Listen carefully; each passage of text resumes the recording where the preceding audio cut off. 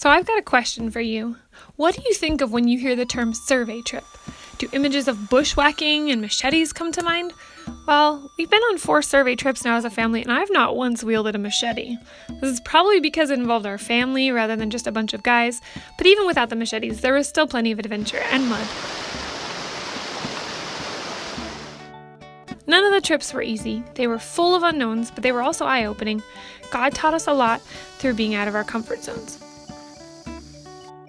This trip was different from the start because there was already a church to welcome us, and we were pretty certain we were going to end up there in our future ministry anyway. But God used this trip to confirm and convince us of where He wanted us to serve. First, we traveled an hour via commercial plane to a small coastal town, where we were going to meet up with a small Kodiak bush plane that would take us into Taliabo. We had expected to spend the night, then fly out in the morning, but the weather didn't cooperate. We stayed a second night in our very small motel room. It did have hot running water, which was more than what we had at home, so that was a bonus. Finn, on the other hand, had to sleep under the desk in the corner because there wasn't any other space for him or his mini tent. And he also had night terrors for the first time, and I had no clue how to get him to stop screaming in the middle of the night. We spent a lot of time waiting. We met some new friends in town, went to the beach, ate roasted corn, discovered a fantastic ice cream place, which is a rarity in Indonesia, and wondered whether the weather would ever clear up.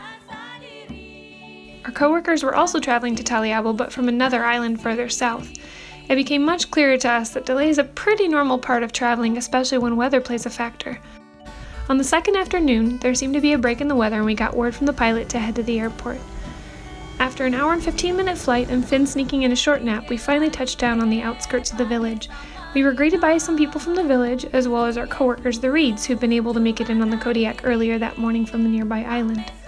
And boy, were we grateful for the Kodiak. Without it, the trip would have been so much longer and full of a lot more nausea for sure.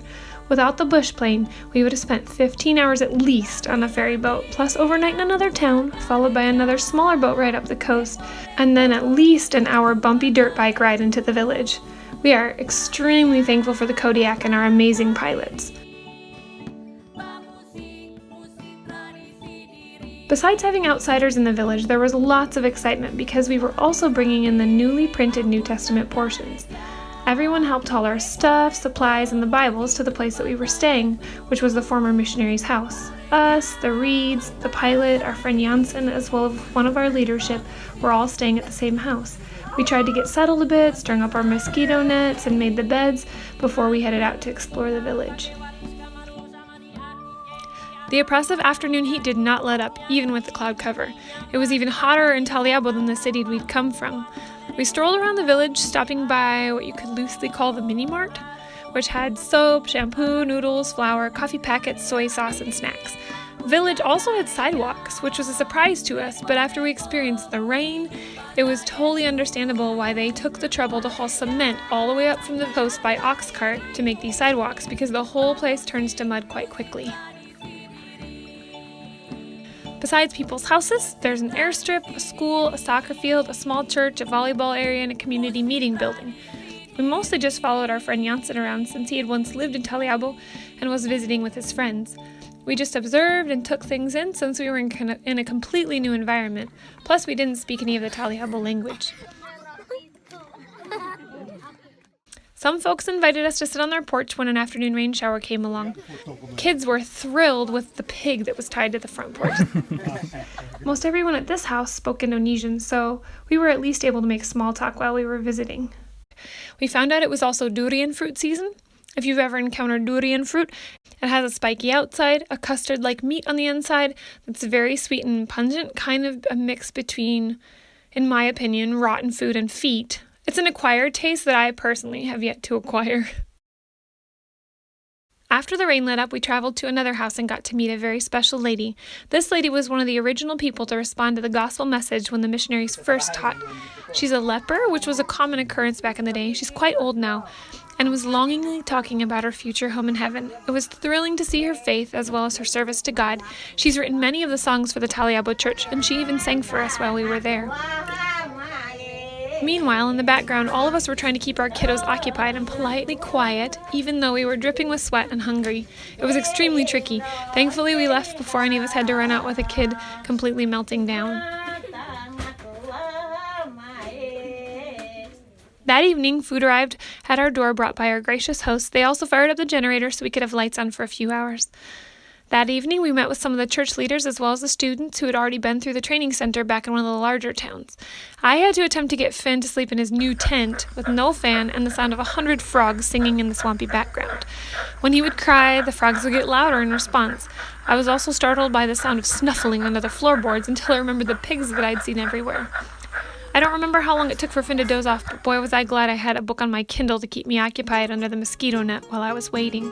I was also glad when I could finally sneak out for a turn in the bathroom that all 11 of us were sharing. There wasn't any propane in the village, plus I don't know if I even could have used the kerosene stove or figured out how to light it. Anyway, we were grateful when the hot water arrived. Hot tea, oatmeal, boiled eggs, and sweet potatoes never tasted so good after such a long, restless night. The rain let up in the morning and we decided to hike to the other village. It was only an hour hike and not really hilly at all, but with little kids, fresh mud puddles, and flip-flops, it was quite the trek, lots of slipping and sliding. No one wanted to arrive all covered in mud and wet, so we kind of gave up on the flip-flops after a while and just navigated the best we could. The jungle was already hot and muggy, but surprisingly the mosquitoes weren't even that bad yet. About halfway through we crossed a big shallow river, which was the reason there was even a second village in the first place. With heavy rains, the river becomes very dangerous, with huge logs and boulders tumbling along. Back in the 90s, the original village had to split because of the trajectory of the river and flooding. We were greeted by a group of believers who sang us a welcome song. They invited us into their home and provided snacks and coffee for us. I made the mistake of grabbing a green-colored snack that was actually a gooey, durian-flavored bowl of dough and had to quickly swallow some coffee to get it down my throat. During our time visiting, we were doing our best to keep the kids quiet while nap time was drawing near and everyone was sweating profusely. Our coworker saved the day by doling out raisins to the little ones to keep them happy. Our host brought out sacks of ripe durian fruit and buckets of langsat fruit. We left the durian for our coworkers and we just enjoyed the citrusy grape-like langsat fruit for ourselves. After the snacks, we all gathered in the church building to discuss the new Bible portions and how they'd be divided. Finn ran up and down and caused such a ruckus until I had to take him outside. Then he wanted to jump off the ledge outside, much to the entertainment and nervousness of everyone else who was watching. After he scratched his knees, we decided to try something else. After the meeting was done, we all decided the heat level and approaching nap time was building up to a meltdown if we didn't head back soon. The river was a welcome sight, and Finn immediately cooled off and became less grouchy. When it's not too rainy, the river is pretty shallow and easily passable, even with a motorbike. This guy is hauling a sack of durian fruit across the river and back to the main village. The mud had dried a bit on the trail too, and it was less slippery, making our return trip less perilous. Upon arriving back at the house, we broke out the treasured cheese and sausage from a care package and enjoyed the cool water showers as we washed away all the mud and sweat from the day. The whole time we were there, I was trying to tend to Finn's legs, which had some bites that hadn't quite healed from before. It's pretty common in the tropics to have an ant bite turn into a boil or a nasty infection overnight if it's not tended to. Thankfully, the antiseptic did its job and nothing got infected.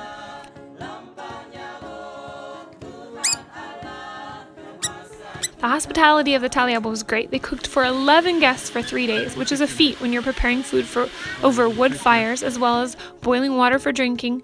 Usually someone would either come and get us for dinner when it was ready or they'd bring it to our house. Mealtimes weren't exact, mostly just when the ladies who were finished cooking their portion were all done. We ate a variety of jungle greens, multiple kinds of sweet potatoes, as well as eggs and pork. Sometimes we kind of just fed the kids peanut butter and jelly when they were hungry because mealtimes were kind of sporadic.